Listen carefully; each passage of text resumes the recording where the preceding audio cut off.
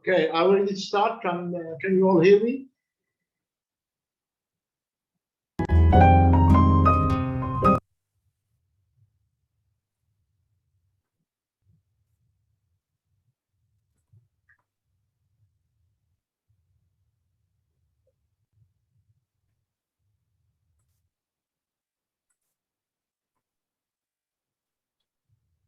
Hi everyone, good evening, good afternoon, and good morning wherever you are in the world. I hope you are well and stay safe. My name is Nurul Sabri. I'm a senior consultant with HKA based in Qatar. I'm also a committee member of CIR Qatar branch. Welcome to the webinar today. The webinar today is on construction, arbitration, and investment. Before we start the webinar, I would like to invite Ahmad Al-Ansari, the president of CIR Qatar branch, to deliver his speech. Ahmad, over to you. Thank you, Nurul. I would like to welcome all of you for this very special webinar. We are too happy to have Pamela Mcdonald with us this evening to deliver a speech and presentation on some important topics. I'll leave the brief introduction on Pamela for Nurul to do, once I finish my talk. I just would like to give you a quick briefing on the branch, what we've been doing in the past and what we are intending to do hopefully in the future within the next few months. I believe we've done quite a lot. This year so far, we held the annual General Assembly, in which we hosted about 100 people in one of the local hotels. It was a very successful event. Besides that, we delivered a few webinar events, and they all were very successful.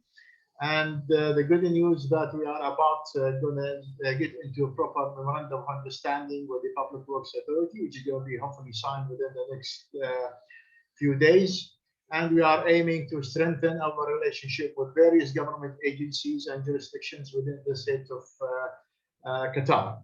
Now, I'm too glad to come to know that the restrictions due to COVID will be gradually lifted. The first phase will start on the 28th of this month, followed by further lifting within the next few weeks. And by then, I'm hoping by September, we would be able to start to hold some physical events. Thank you very much, and I hope that you will enjoy the talk this evening with Pamela. Back to you, to you, Nurul. Thank you. Thank you, Ahmad. So let me introduce our speaker for today's webinar. So we're very delighted to have Pamela Mcdonald. Pamela is a partner at Pincer Masons in Qatar. She's qualified in England and Wales and moved to Qatar in 2014. Her career focus is on the international arbitration and also Qatar, as well as dispute avoidance. And her sector focus is in infrastructure and energy. Pamela is a registered KICA arbitrator, a board member of the CIR Qatar branch, and also a board member of NAWIC, National Association of Women in Construction, Qatar. Pamela is very active in Qatar construction industry. She participates in various Qatar arbitration community in initiatives to increase Qatar's profile as a seat of choice for Middle Eastern parties. Before I hand to Pamela, so there's a bit of housekeeping. So there'll be a Q&A session towards the end of the webinar. So please feel free to send in any questions that you may have in the chat box, in the Q&A box at the bottom. So Pamela, the floor is yours. Thank you so much for those really kind introductions, and thank you very much indeed for having me today. I'm going to deliver what I hope will be an interesting and engaging session for you all. If we could share this slides, please. Thank you very much indeed. What I'm going to do today is going to be split into three parts. So part one is going to be a kind of industry perspective, setting the scene, particularly in the context of COVID.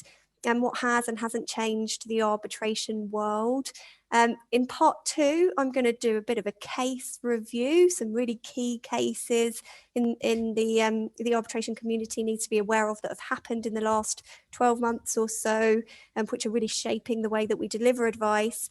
And then in part 3, I'm going to talk a bit about some investment arbitration, investment treaty cases.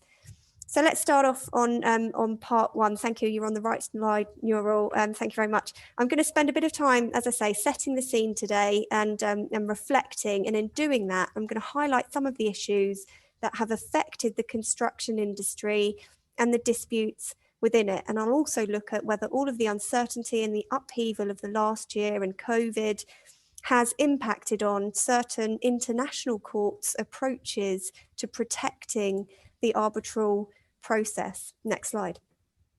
The starting point for any reflection, of course, has to be the coronavirus pandemic. I'm sorry about that. We're sick of hearing about it, but it is so important.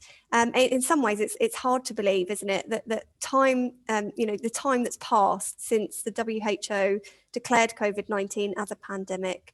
It's also hard to recall any event from recent times that's had such a big impact, both on our commercial and our personal lives. The global number of confirmed cases is staggering and it's continuing to grow, and the impact on global manufacturing and supply chains also looks set to continue, at least for the foreseeable future. Next slide. The pandemic has also had a huge impact on the arbitration process, which parties, institutions, counsel, arbitrators have and continue to face when they're trying to operate in these strange and chaotic times. At Pinsent Masons, we've also seen a shift in the prevalent causes of construction disputes in the last year or so, or more than a year now.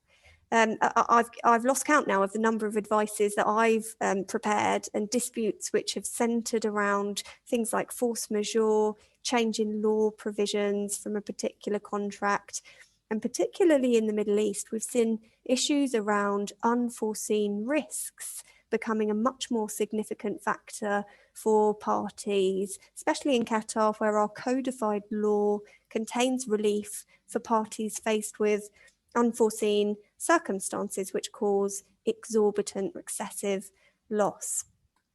Next slide. Interestingly, though, although 2020 was marked by disruption to businesses, tribunals and courts as a result of the COVID pandemic, matters sort of remain business as usual in some ways in the court's approach to the supervision of arbitral awards. And it seems that applicants continue to be deterred from making challenges to arbitral awards. That's good. But because of the high hurdle to success that's set by the courts, and that's a global phenomenon. And I remember speaking to someone recently at the Qatar chamber, and I asked how many, percentage-wise, applications for annulment have actually managed to succeed, and the answer is 0. And we are, in 2017, our arbitration law was enacted, and that goes to show that things are working. Actually, that's good news. But maybe that's because the strains already on businesses due to COVID make the thought of further litigation proceedings in respect of a challenge to an arbitral award, which might not even succeed, an even less attractive prospects. That's a very real possibility. Next slide. There's a number of cases, though, from around the world which demonstrate that familiar issues continue to impact disputes in the construction industry. So, for example, things like why the governing law of an arbitration agreement is important, the extent to which no oral modification clauses will be upheld, things like responsibility for access to construction sites. That's a really important one. I've got it on an arbitration at the moment. We've seen important arbitral decisions on all of these issues since COVID began. Next slide. But some new issues are emerging. In particular, cases are showing that construction projects are becoming more complex with multiple contracts between the same parties, seriously sizable supply chains, and complex contractual flow down. leading to questions around breach in one, resulting in claims in another. And the important ACMEA decision and the impact of Brexit are continuing to give rise to interesting discussion points for the European arbitration community, particularly in the context of the validity of intra-EU BITs following ACMEA, and I'm going to come on to talk about that in a minute. But there's been some recent developments in both renewable energy treaty claims and potential treaty claims arising out of COVID. And it seems clear that issues like that will be ones to watch over the next 12 months, especially with climate change being hot on the agenda of boards of directors. But with that in mind, let's move on to part 2 of the session, and we're going to talk about developments in international construction arbitration. So the first case I'm going to start with is the UK Supreme Court decision in Enka versus Chubb. Bear with me, I realise this isn't Qatari stuff, but it does affect us here because it has similarities and parallels can be drawn. This case involved a consideration of the approach of the English courts to determining the law of the arbitration agreement where there wasn't an express choice made by the parties. And I found this case particularly interesting as an arbitration practitioner in Qatar, because we often come across arbitration agreements here which are incomplete or they are flawed in some way. And so whilst this decision comes out of the UK, it's still relevant guidance. And this particular case emphasises the importance of the law applicable to the arbitration agreement in the context of interim remedies, such as anti-suit injunctions, and in the context of challenges to arbitration awards, which often focus on the meaning and effect of the arbitration agreement. Before getting to the law, though, I'll outline the factual background. So this particular project concerned the construction of a power plant in Russia. It was severely damaged by a fire, and that led to a claim against the insurer, which was Chubb Russia. Chubb then exercised its right of subrogation in order to recover the losses from multiple contractors engaged on the project, and it started court proceedings in Russia to do that. And one of the contractors was Enka, they're a Turkish contractor. Enka defended the Russian court proceedings on the basis that the dispute was to be resolved by arbitration under the arbitration agreement. Next slide. The Russian courts dismissed that jurisdictional objection from Enka, and so in response, Enka applied for an anti-suit injunction in the English courts to restrain the Russian court proceedings. Bear with me. Enka's application for the anti-suit injunction in the UK courts was made on the basis that the arbitration agreement was governed by English law. Lots of things weaving together here. But the arbitration agreement was actually silent on the law governing it. And as a result, the court had to decide the applicable law to the arbitration agreement. And this is where we get a really important precedent coming through. So Enka lost at first instance, but succeeded to reverse that decision in the Court of Appeal, and Chubb then appealed to the Supreme Court. So we're in the highest court in the land. The equivalent in Qatar would be the Court of Cassation. The Supreme Court decided that the presumption under English law was that the applicable law of the contract would also apply to the arbitration agreement. Now, unfortunately, in the context of this case, the parties didn't specify the law applicable to the underlying contract. So that starting presumption didn't apply. And that kind of does differ a bit from what we see in Qatar, because I've not yet come across a contract in Qatar where there hasn't been a governing law clause telling me what the law of the contract is. It's almost always stated to be Qatar law in our contracts in Qatar, but sometimes it does happen on occasion that it's not there, especially further down the supply chain. So it's one to be aware of. Now, the Supreme Court in England decided that where there is no express law applicable to the underlying contract, then as a matter of English law, the courts will look at the law of the seat of the arbitration. Next slide. So why does that matter? Why does this case matter? Well, for many reasons. Firstly, it underlines the importance of deliberately thinking about and dealing with the law applicable to the arbitration agreement at that contract drafting stage, obviously. Secondly, it demonstrates that the UK courts they can take quite a commercially minded approach to stuff like this, so that one common system of law would apply to the underlying contract and the arbitration agreement, absent express agreement to the contrary. Thirdly, it underlines the importance of deliberately thinking about and dealing with the seat or the place of the arbitration, and that is sometimes missing from the arbitration clauses that you see floating around in Qatar. They haven't thought about where is the seat, and that really matters. It has a significant impact on how your arbitration will be handled, because the governing law kicks in. Not only will it govern the procedural laws applicable to the arbitration agreement, but as ENCA has shown, it also determines the law applicable to the arbitration agreement itself too. And finally, just to say, don't assume that courts in other jurisdictions will adopt the same approach. If experience has taught us anything, it's that they invariably don't. So the lesson is expressly deal with things like the seat and the governing law, because absent express agreement, you might end up following legal rules which you didn't intend to and didn't want to. I'm now going to discuss a case involving the British Virgin Islands and a decision of the UK Privy Council in relation to the recovery of losses under different but interrelated project agreements in international construction projects. So this project concerned the design, construction and operation of a water reclamation treatment plant in the British Virgin Islands. As the project was for the design, construction and operation of the plant, two sets of agreements were entered into between the parties. The first was the design and build, and the second was O&M, operation and maintenance of the plant once it was built. And we see that sometimes in Qatar, don't we? Football stadiums, for example, that are being built for the World Cup, they've got a design and build contract and a separate O&M contract, and the main contractor has to enter into that, and it's separate.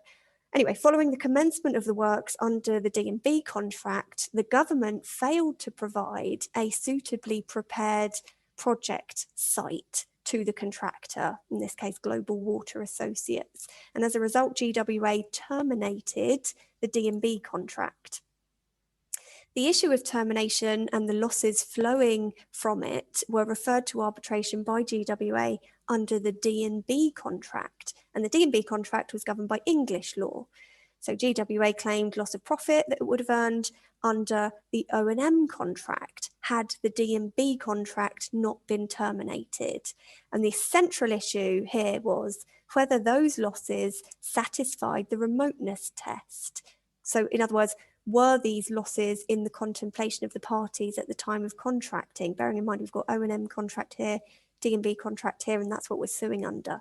Now, whilst that's English law, that same principle of remoteness applies here in Qatar. We've got under Article 263 a provision which says where a party is claiming compensatory relief for breach of contract, needs to be within foreseeable and not too remote, etc., etc.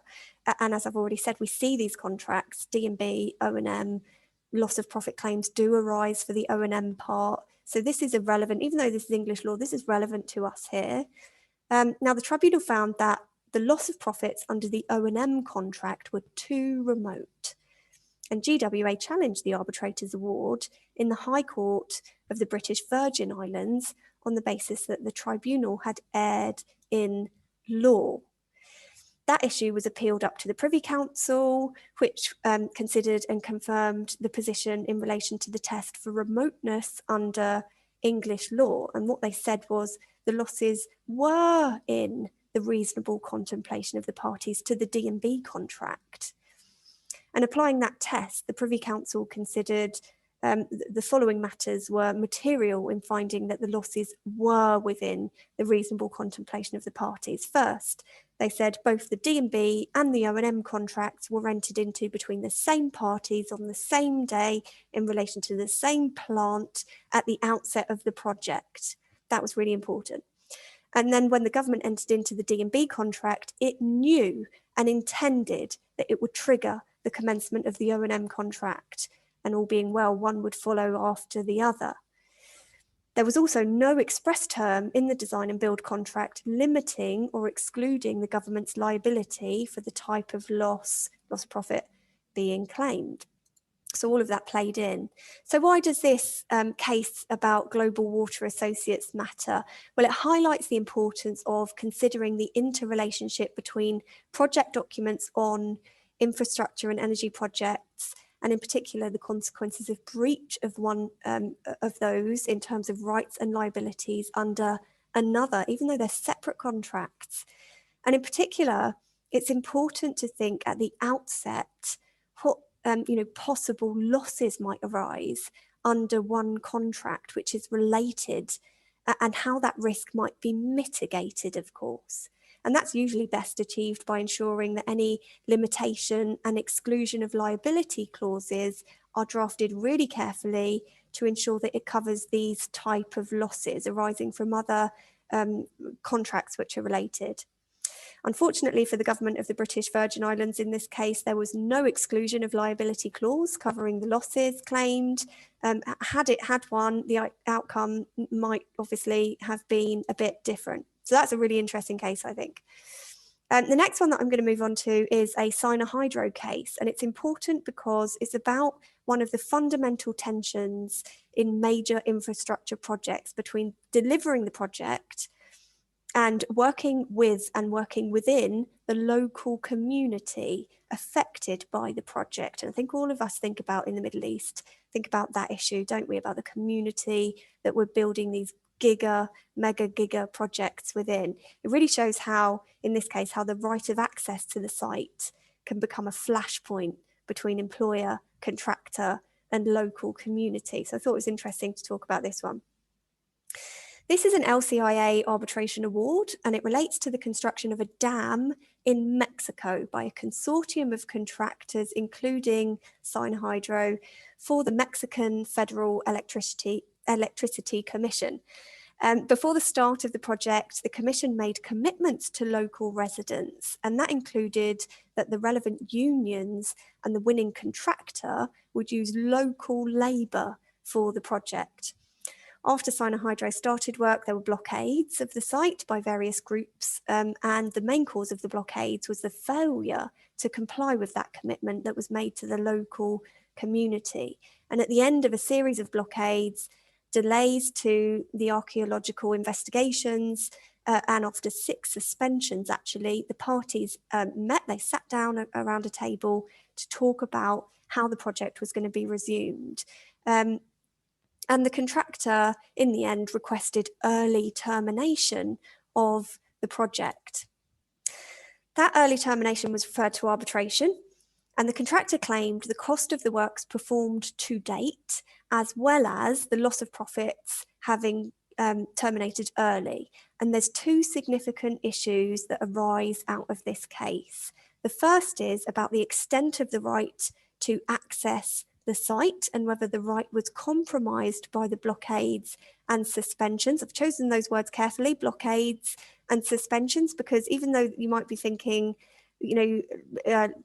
Qatari workforce, that's not really something that's really going to apply in Qatar, is it? Yeah, but blockades and suspensions, they are things that matter. Blockade, it's in the past now, but that was a relevant claim event for us for a long time. And certainly remains to be difficult in light of COVID. So I think there are parallels here for us. The second issue was whether the Commission was excused from its obligation to provide access by the blockades as a force majeure event. And again, that's something that's been hot on the lips of arbitration practitioners in Qatar for a little while now. So the contract obliged the Commission to provide access to the site. And the tribunal found that to mean that the Commission was required to do all within its power to ensure access to the site during the performance of the works in such a way as to enable the contractor to comply with its primary obligations, which was construction of this dam in accordance with the programme. And in relation to that issue of force majeure, the Commission argued that the blockades were force majeure event, and that excused its failure to give access. The tribunal identified 4 key elements for there to be a successful force majeure claim, and they said it's got to be unforeseeable, beyond the control of the party who had the obligation, didn't arise as a result of the party's own fault or negligence, and it couldn't have been overcome despite diligent actions to counter the event. I think we're all thinking of COVID right now, aren't we? The tribunal's starting point was its findings that it was the Commission's own actions and omissions which gave rise to the blockades. And as a result, the tribunal found the blockades were a foreseeable consequence of the Commission's failure to comply with its promises to the local community. And it also rose out of the fault or negligence of the Commission. So this meant there was no force majeure. It was almost made by the Commission, this situation. You might think there's parallels there isn't in Qatar, but actually if you read the full report of that case, I think you'll find anyone advancing COVID claims at the moment in Qatar will find that quite an interesting decision to read. Now, the quote that you can see on this slide is from Mexico's president, and it states that the fundamental reality for any project when it comes to keeping the local community on board, it says, look, no project can be done against the will of the people. And again, I like to think about that. Of course, that is relevant to Mexico and the Mexican people and the local community, but you can think about this in a broader way around COVID and the blockades and the instructions that contractors have been receiving from Q companies, regulatory changes, and so on and so forth.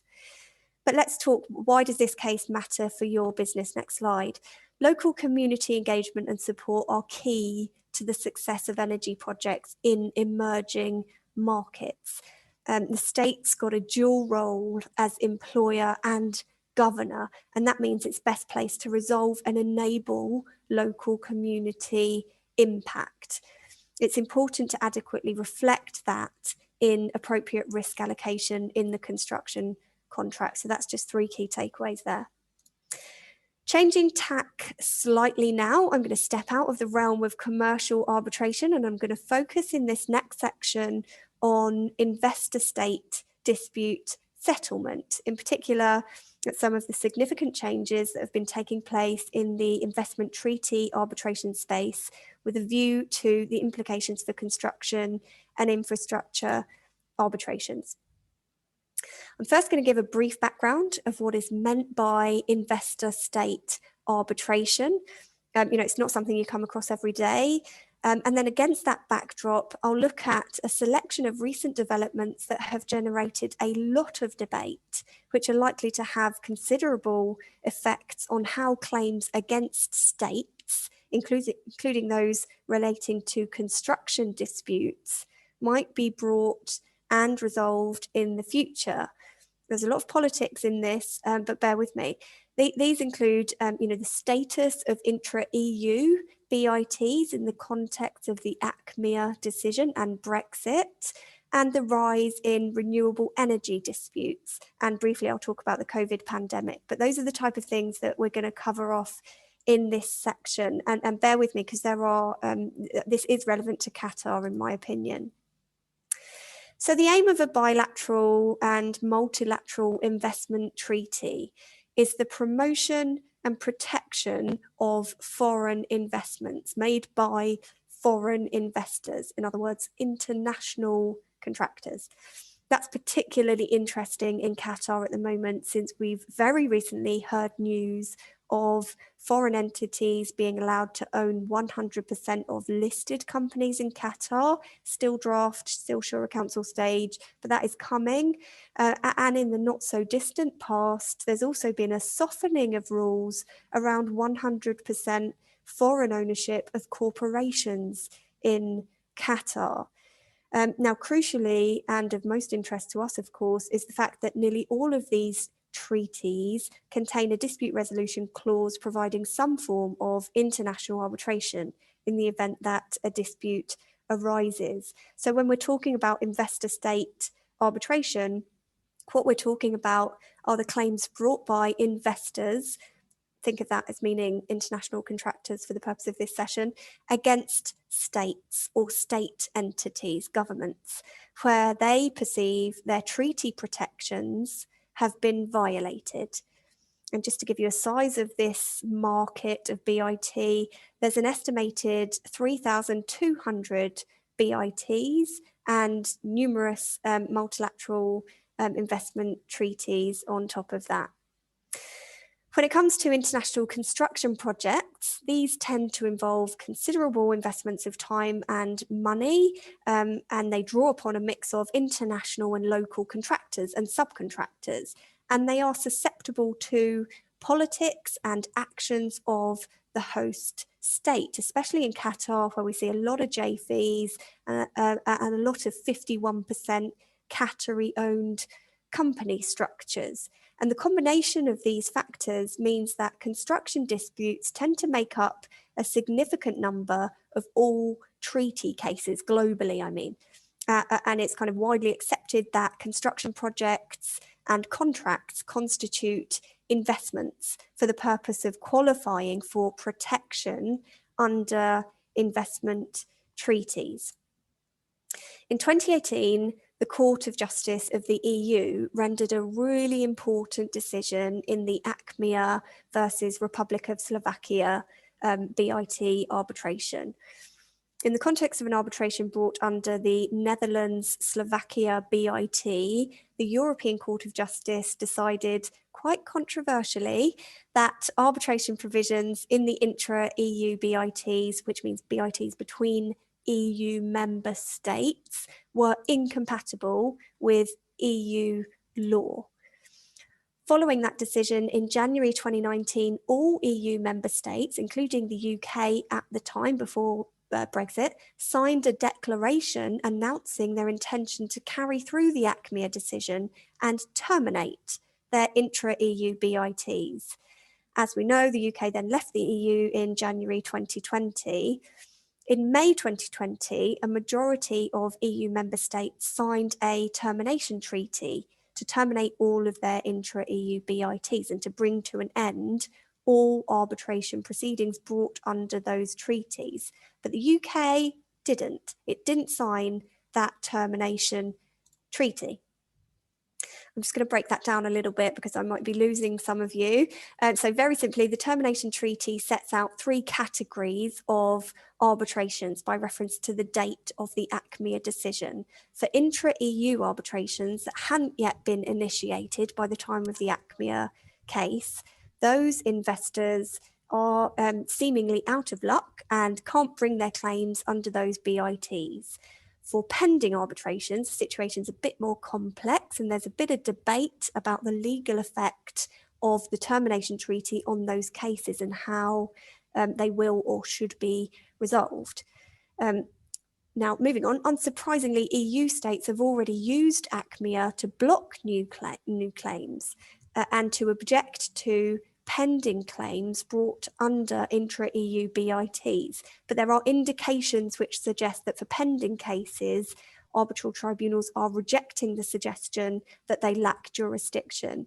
They're saying that once a state has consented to arbitration, it's unable to unilaterally or retrospectively withdraw its consent. And various tribunals have already gone on to render awards in these pending cases, so that's a bit different.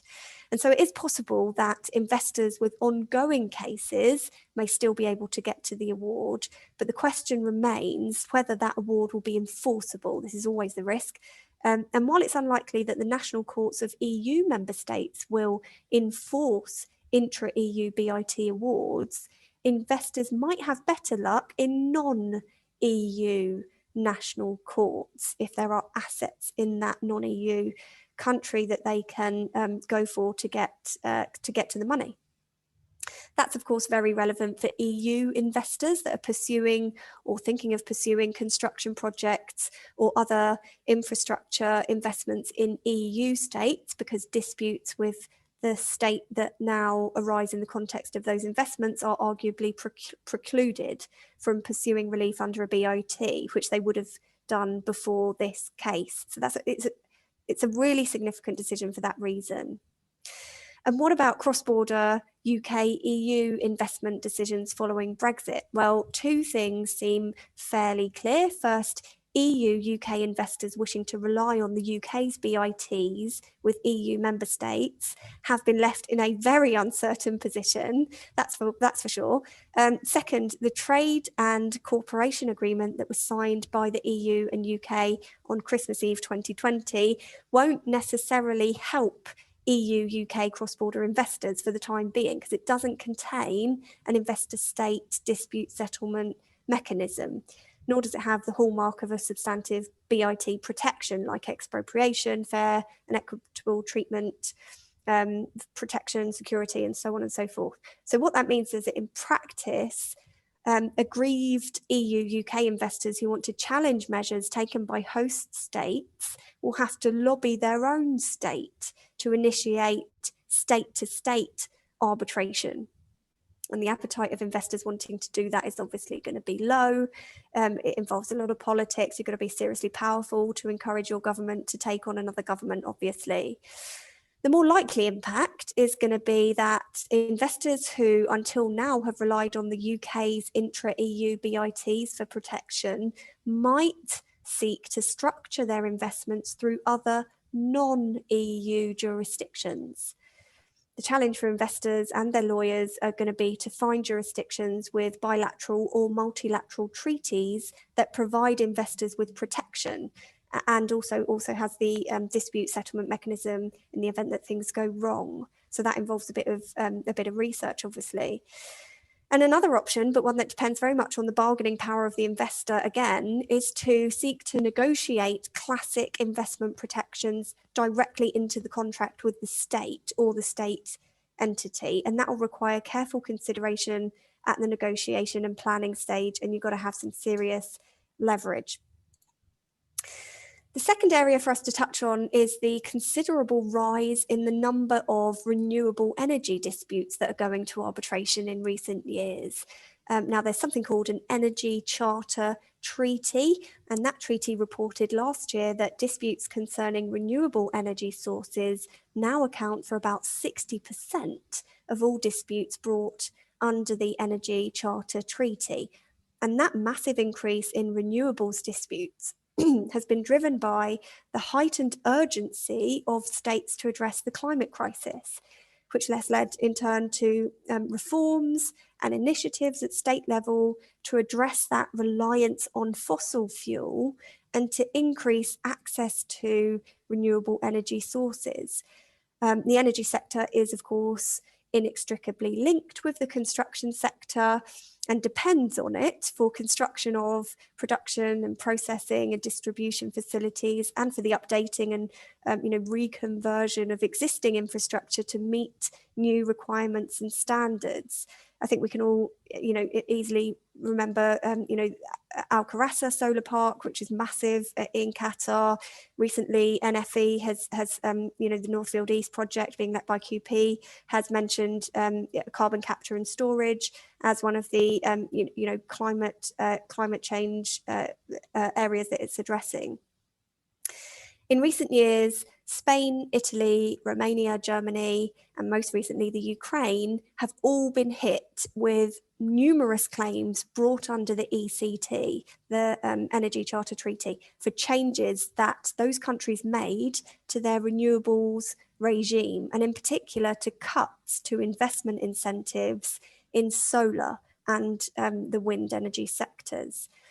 And in the construction sphere, at the end of 2019, Strabag filed an ECT claim against Germany over changes to the renewable energy legislation in Germany that it said that adversely affected Strabag and its plans to build and develop wind projects in the North Sea. Now, given that so many of the respondent states in question and the investors bringing those claims are European, this kind of brings us full circle back to ACMEA, when there was a decision made in that ruling and it was held not to apply to intra-EU disputes under the ECT. Nevertheless, European states are obviously keen to extend the reach of ACMEA to ECT disputes and are pushing the ECJ, the European Court of Justice, to rule on the question of whether intra-EU arbitration under the ECT is allowed. A non-binding advisory type of opinion is expected to be released by the ECJ, so watch this space. But for the time being, investors seeking to bring renewable energy disputes, many of which will relate to construction and infrastructure projects, continue to face uncertainty as to how those types of disputes might be resolved when they have intra-EU dynamic. Last two slides, so please bear with me. I know it's been quite deep, the last few slides on BITs. But into this mix is the impossible to ignore an ongoing COVID-19 pandemic. And I've already described earlier the hugely disruptive effect on the construction sector. Relevant to that, many states, including Qatar, have passed some form of legislation to deal with COVID, and that's affected construction projects through, site closure, lockdown, temporary requisitions, cancelling bids, restrictions on imports and exports, etc., etc. So it's easy to envisage that in this context, there may be claims for indirect expropriation, where construction projects have been suspended, delayed, or even revoked. There might be claims for breaches of fair and equitable treatment, where projects haven't been allowed to continue because the work wasn't deemed strategic or essential, and a foreign investor has already, invested money in it. There might also be claims for a right to national treatment or non-discriminatory treatment, where a foreign contractor has perhaps not qualified for state aid to compensate for losses arising from the pandemic. But on the whole, I think it's fair to say we are likely to see a rise in investor-state disputes as a result of COVID. As recently as January of this year, it was reported that two French companies, Aéroports de Paris and Vinci Airports, submitted a notice of dispute to Chile, invoking the protections of the Chile-France BIT in respect of an airport concession agreement, which has suffered following the significant decrease in air passenger traffic. So we're already seeing it. And it's certainly anticipated that disruptions and the harm suffered over the course of 2020 into 2021 is going to generate efforts by investors to recover whatever and wherever they can. So that's a bit of a watch this space. Last slide. While all of that might give a bit of a gloomy, uncertain feel, particularly for the foreign investors, there are nevertheless things that construction stakeholders can and should be doing now. And two of these, most important things are, firstly, in scenarios where disputes have already arisen, make sure you seek expert advice as to what instruments exist under which claims can be brought by you in respect of an investment that's been harmed by acts of the state. And secondly, if you're at the planning stage, and you're looking to make an international investment, foreign contractors should be looking to ensure that their investments are structured in such a way that the investment is suitably well protected by treaty mechanisms, being mindful of uncertainties surrounding intra-EU BITs. I know not that relevant to Qatar, but the UK-EU Trade and Cooperation Agreement, and really importantly, the Energy Charter Treaty. Contractors should be thinking about organising those investments in jurisdictions that allow them to benefit from the provisions and protections of a particular treaty. And that, of course, needs to be done really carefully to avoid impermissible treaty shopping that may exclude an investor or the investment from treaty protection.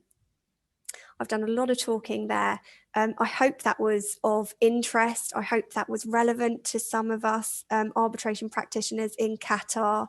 If anyone has questions now, I'm happy to take them. You can see my email address and telephone number on the screen there, though. If we don't get to all the questions today, please do drop me a line. Drop me a line anyway to say hello. I'm always interested to hear from members of our, quite small arbitration community in Qatar. So please do get in touch. And with that, I'll hand back over to you, Nurul. Thank you very much indeed.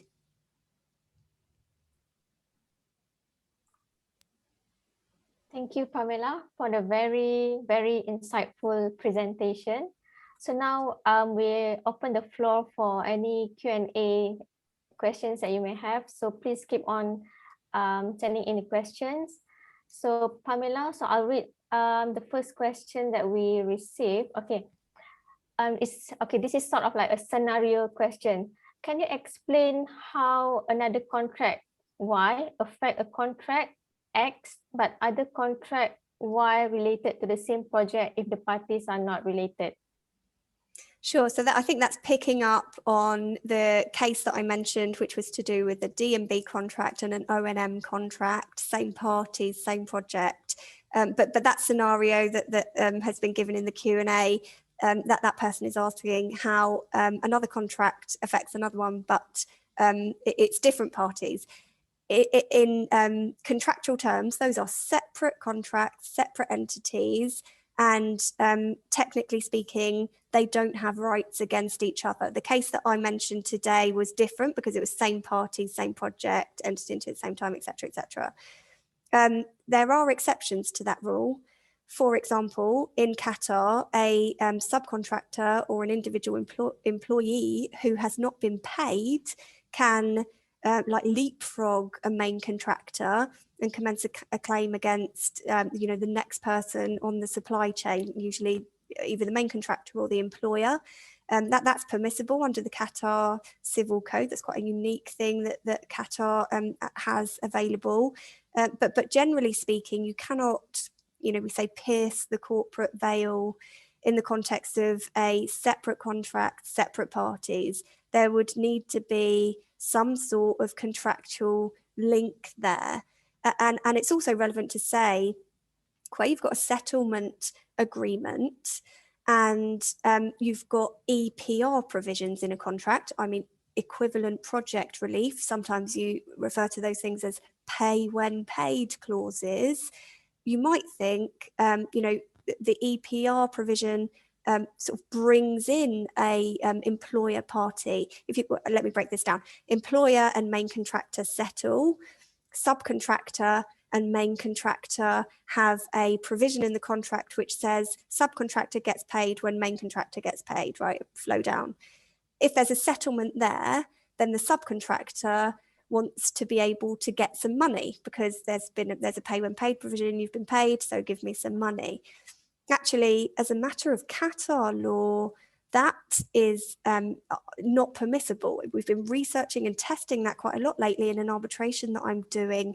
A settlement agreement which a third party has entered into cannot bind another party. So that there really are quite strict provisions on piercing the corporate veil in Qatar, unless you've got that scenario that I was talking about where you can leapfrog for non-payment and you've got to be able to prove that the payment was due.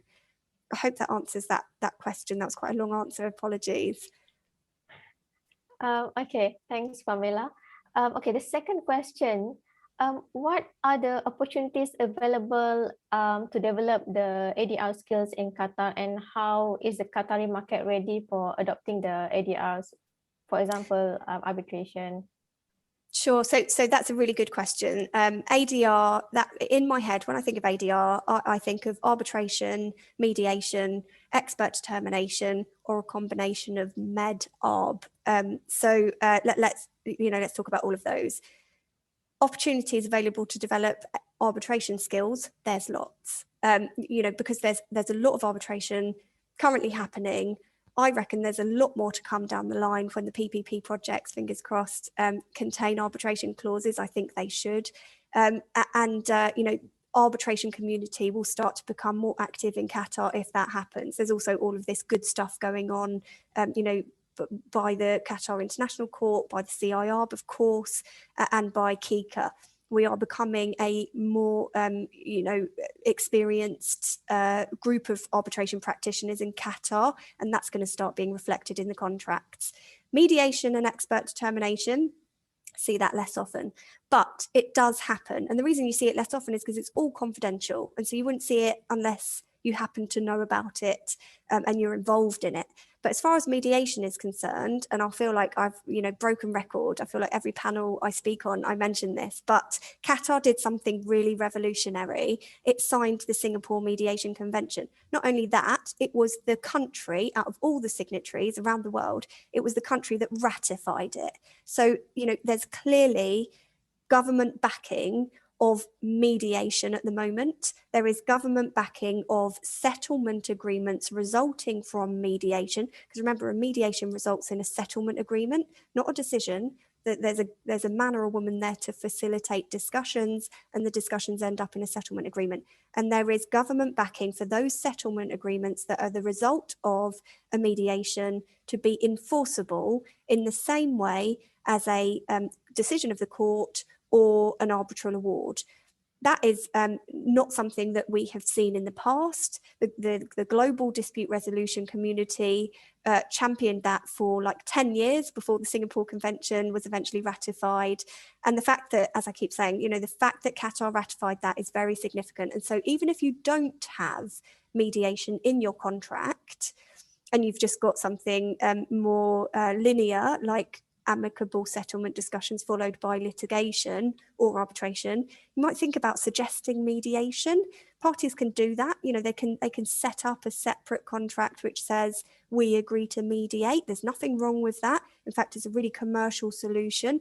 So just going back to that question about what are the opportunities to develop ADR skills, it's incumbent upon us to remind our employers that these options are better than the nuclear option of litigation or arbitration, because that's where commercial relationships break down. It costs everyone lots of money. It keeps the lawyers very happy, but ultimately, you know, it's bad for a lot of other reasons. And if people start to engage with and deploy mediation and expert determination to settle disputes, then obviously your ADR skills are going to improve because you will be involved in them. I don't know enough to be able to say what courses are available, but I know that a lot of dispute resolution specialists in Qatar do courses that are set by RICS. The IARP have courses, of course, and there's lots out there that you can do as well. Again, that was a long answer, and I hope that answered the question. Thanks, Pamela. Okay, the question number 3. This is in relation to the fire protection and life safety disputes after project handover. It belongs to which part of arbitration? That is a oddly worded question. Sorry to the question asker, but I don't understand the question. Fire protection and life safety disputes after project handover. Okay, let me try and answer this. Arbitration clauses tend to survive termination, and so you might still have a situation where if a latent defect has given rise to a fire, then there might be an arbitration about that if it's a commercial dispute. In Qatar, we've also got something called decennial liability. And so if a design or construction defect has given rise to something which affects the safety or stability of a structure, contractors and designers have 10 years liability. That's a strict liability. You can't contract out of it. Some people take insurance. But if the fire has arisen from that type of thing, then there will be probably a claim under the decennial liability provisions of the Civil Code. I think it's Article 710 or something. So in those situations, you might get an arbitration, but I probably haven't answered the question. Mohammed, please email me with more detail, because I sense that I haven't done very well to answer that. I don't know, Ahmed, if you can do better. Well, surely the senior liability is there, you know, covering any design error which may come up during the 10 years liability period, basically, and which contractors are available for rectification. Now, to be honest, I haven't come across any such case of similar nature or any defective due to structure faults, for instance. Even with Ashghal, with our projects in Ashghal, we normally go after contractors within the 400 days, which is the defect liability period, or what we call the maintenance period. Beyond that, it will be too difficult to have any kind of regime or mechanism to chase it up and follow it up with contractors. I'm not too sure, maybe some of the participants experienced such thing, but to the best of my knowledge, throughout my 35 years of working career, I haven't experienced such a defect or a fault that resulted due to a structural problem post the 400 days, to be honest. So sorry for that, but I don't want to make a statement that I'm not too confident about making, to be honest. And thank God, that's a good thing, isn't it? Yeah. That in all your time in Qatar, we haven't come across something like that. That's really good news. Of course, there's a lot of fire related cases. Grenfell Tower in England has sparked a lot of debate about cladding and the safety of cladding. That's due to negligence, basically, and things. But due to structural problems or faulty design or faulty installation. Not very common. Not very common. Even with faulty installations, for instance, of firefighting systems, that they do not operate, let me say post 400 days, that's any excuse can be made. That's due for lack of maintenance, for instance, or regular checks. There are many excuses that contractors can come up with. Even the suppliers of those systems can always find an excuse for that.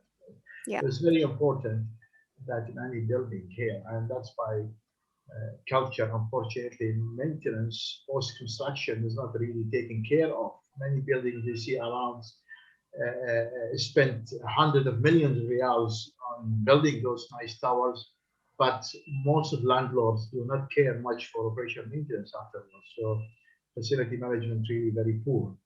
And that's a big dilemma within the construction industry here, which we really need to take care of. And this is something, luckily, within Ashgar, we have avoided. We really care for our assets and we look after them. But when it comes to the private sector, investors basically looking for higher income. They want to generate more profits rather than caring more for the, healthy condition of their property. It's not a general rule. There are always exceptions. There are many good landlords. Yeah. Thank you, Ahmad and Pamela. So is there any other questions? I have a small comment here to make when it comes to international investment treaties. You just excuse me a second. There's a noise coming there. I need to turn it off.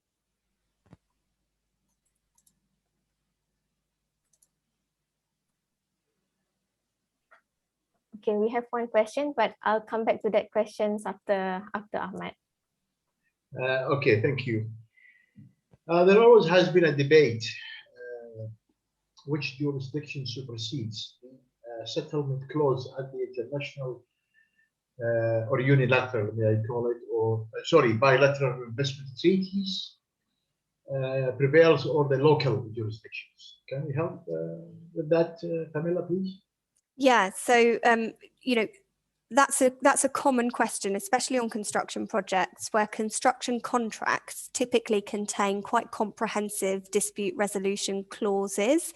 And if you've already got a right to arbitration in your contract, why and when do you need to invoke the BIT arbitration mechanism? That is often in bilateral investment treaty, investor state arbitrations, that is often the subject of a big heated debate before you can even kick off on the substantive dispute. The extent to which this particular factual situation fits within the requirements for being an investor state valid arbitration. It has to involve some sort of expropriation. It has to involve some sort of discriminatory treatment of the international contractor. And if it does, it fits in to the BIT. But if it doesn't, it normally is a commercial dispute to be resolved between the two contracting parties. And if that happens, then that's your only options. But often, like in arbitration, we always have jurisdictional challenges and preliminary issues before we can really get into the meat of it. Well, that's very true of BIT cases. That happens very regulally. I don't know if that answered. Did I? Thanks, Ahmed. Yeah, that's quite clear. Yeah, that's what I was expecting anyway. Go ahead, Nurul. Okay, the next questions we have. Okay, how do you think dispute avoidance board DBs or DABs are effective in preventing disputes for construction projects? I mean, I just think they're great. I really do. And I am so sad that we never see them in our Qatari construction contracts, because they are a very widely accepted, successful method of avoiding snowballing. In Africa, my colleague, I was doing a presentation with a colleague in Johannesburg the other day, and he and I were talking about the different worlds that we live in. And he was saying, 99% of his job involves DAB disputes. In Africa, that is what they do.